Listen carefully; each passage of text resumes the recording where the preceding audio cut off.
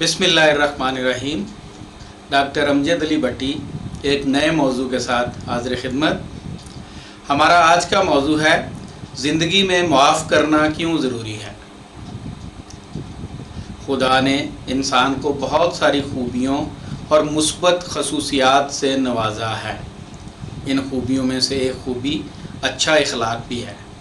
दूसरों की मदद करना एक बेलौस खूबी है।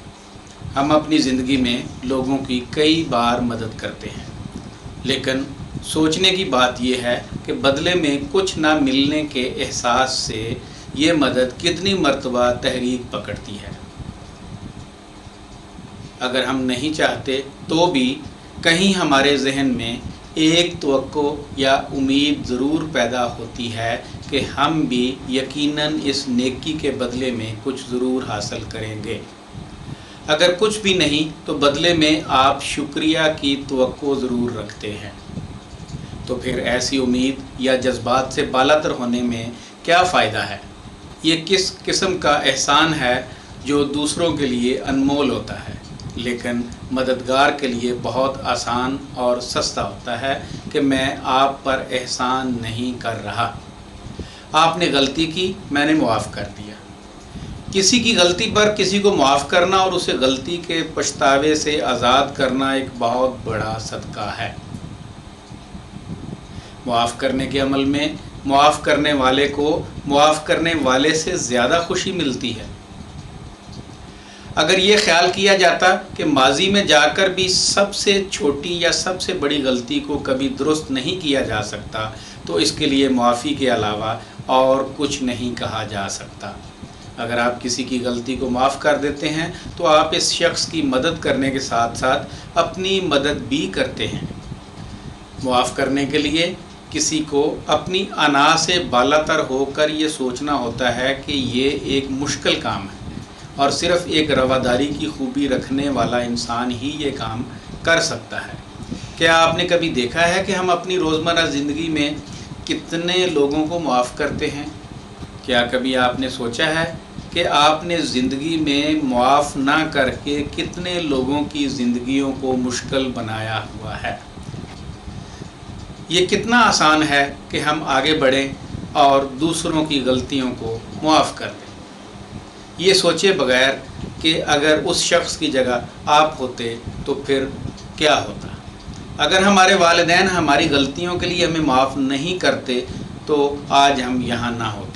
अगर कुदरत हमारे गुनाहों के लिए हमें माफ़ करना छोड़ दे तो हम किसी काबिल ना रहें। अगर हम किसी को माफ़ नहीं कर सकते तो हम कुदरत से किस तरह मुआफ़ी की तवक्को कर सकते हैं। किसी अजीम शख्स ने क्या खूब कहा है कि किसी की गलती पर किसी को माफ़ ना करना बिल्कुल ऐसा ही है जैसे ख़ुद जहर को पीना और ये उम्मीद रखना कि इसका असर दूसरों पर पड़ेगा।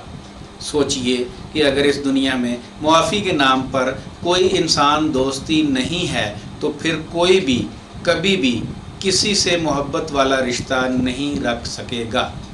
मोहब्बत मुआफ़ी के बग़ैर कुछ भी नहीं और मुआफ़ी मोहब्बत के बग़ैर। किसी भी खैराती काम के लिए आपको सबसे पहले और सबसे अहम काम खुशी और सुकून की तलाश होता है। हर इंसान को कोई भी काम करने से पहले अपनी खुशी पहले देखनी होती है। अपनी खुशी को अव्वलीन तरजीह पर रखना ज़रूरी भी है। मुमकिन है ये बात थोड़ी सी अजीब लगती हो कि हमेशा अपनी खुशी की कुर्बानी देकर दूसरों की खुशी को अव्वलियत देनी चाहिए, क्योंकि अगर आप अपनी खुशी को पहले देखेंगे तो खैरात कैसे करेंगे। ये बातें एक दूसरे के बिल्कुल उल्ट हैं। यानी कि अगर आप दूसरे की खुशी नहीं देखते तो आप दरअसल खैरात नहीं कर रहे होते। अब बदकिस्मती हमारी ये है कि हमारे यहाँ खैरात, सदका, ये भीख, ये एक बुरे मानों में लिए जाते हैं, जबकि ये इंसान की अव्वलीन ज़िम्मेदारी है कि वो मुआशरे के उन लोगों को जो उनसे किसी हवाले से पीछे रह गए हैं उन पे एहसान करें। हमारे यहाँ बिल्कुल उल्ट होता है। हम किसी पर एहसान करने को खैरात करना समझते हैं। हम समझ रहे होते हैं कि हम भीख दे रहे हैं, हालांकि ये कुदरत की तरफ से हर बंदे में एक ना एक सलाहियत रखी गई है اور قدرت کی طرف سے ہی کسی میں کوئی خامی بھی موجود ہے، تو انسان اسی لیے سوشل ہے کہ وہ ایک دوسرے کی کمیوں کوتاہیوں کو پورا کرتا ہے، اور اس کو ہم احسان کہتے ہیں، اسی کو ہم معاف کرنا بھی کہتے ہیں۔ اگر آپ بیرونی محرک یا خارجی محرک کی وجہ سے کسی کی مدد کر رہے ہیں تو پھر یہ انسان دوستی نہیں ہے۔ بہترین انسان وہ ہے جو اندرونی محرک کے ذریعے یہ کام کرے۔ ہو سکتا ہے کہ آپ یہ نہیں جانتے ہوں کہ آپ دوسروں کو صرف اسی وقت خوشی دینے کے قابل ہوں گے جب آپ خود خوش ہوں گے، اور آپ اسی وقت خود خوش ہو سکتے ہیں جب آپ دوسروں کو خوش رکھتے ہیں، دوسروں کو خوش کرتے ہیں اپنے عمل کے ذریعے۔ ایک اور بات، قربانی دینا ایک بہت اچھی خوبی ہے، لیکن صرف آپ ہی قربانی نہ دیں، بار بار اپنی خوشیوں کو قتل بھی نہ کریں۔ اپنی خوشیوں کو قربان کر کے دوسروں کو خوشی دیں گے تو یہ خوبی ایک دن مایوسی کی شکل اختیار کر لیتی ہے، جس کے منفی اثرات پڑ سکتے ہیں۔ یعنی یہ دو طرفہ عمل ہے، یہ صرف آپ ہی دوسروں کو خوش کرتے رہیں، آپ ہی دوسروں کے لیے نیکی کرتے رہیں، آپ ہی دوسروں کے لیے احسان کرتے رہیں، ایسا بھی نہیں ہونا چاہیے۔ انسان سوشل اسی وجہ سے سوشل ہے کہ وہ ایک دوسرے کے لیے مددگار ہو۔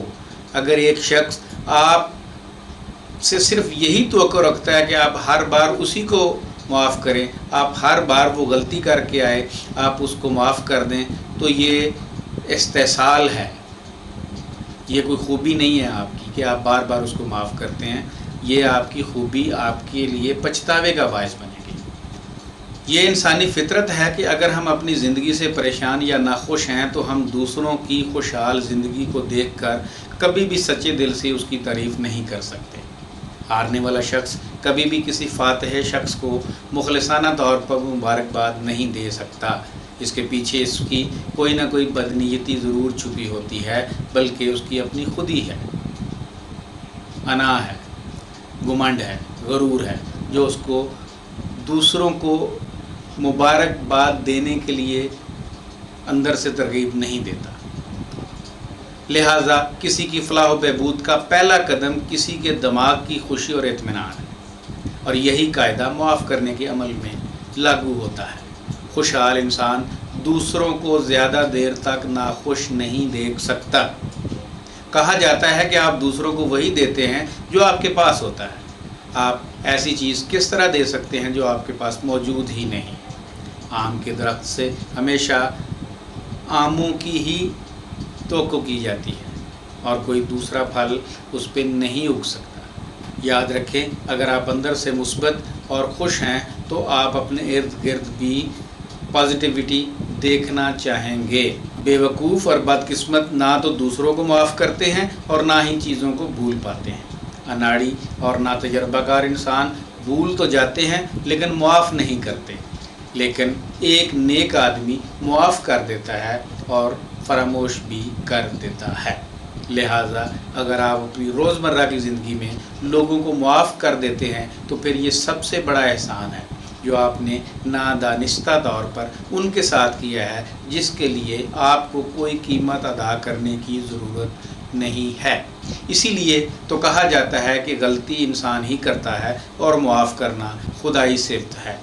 معافی ایک تاریک کمرے کو روشنی دینے کے مترادف ہے، جس کی روشنی میں معافی مانگنے والا اور معاف کرنے والا دونوں ایک دوسرے کو زیادہ قریب سے جان سکتے ہیں۔ معاف کر کے آپ کسی کو اپنی نیکی ثابت کرنے کا موقع دیتے ہیں۔ یہ کیوں کہا جاتا ہے کہ مرنے والے کو ہمیشہ معاف کیا جانا چاہیے؟